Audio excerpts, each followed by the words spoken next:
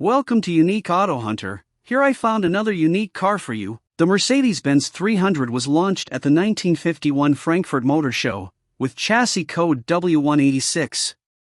In the immediate post-war years, economic conditions forced the company to mostly limit production to the entry-level four-cylinder 170V model, but by the 1950s Mercedes was ready to build extravagant, exclusive luxury cars again.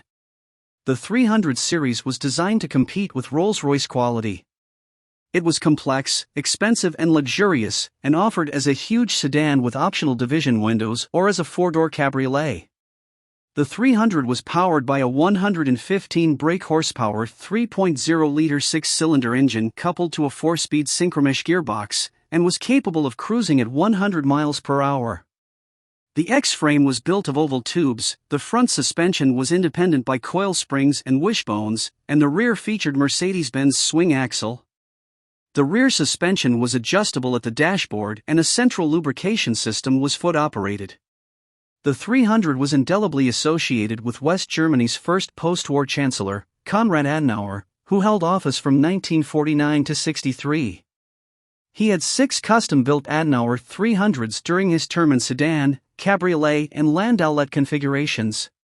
They had writing desks, VHF radios, sirens, division windows, curtains and sunroofs, while the rear landaulet roof could be folded down for parades.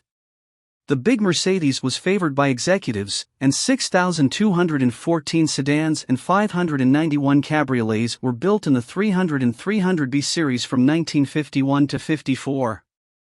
The 300B gained power brakes and front vent windows while power was boosted to 125 brake horsepower through bigger Solex carburetors and by raising the compression ratio to 7.5 to 1.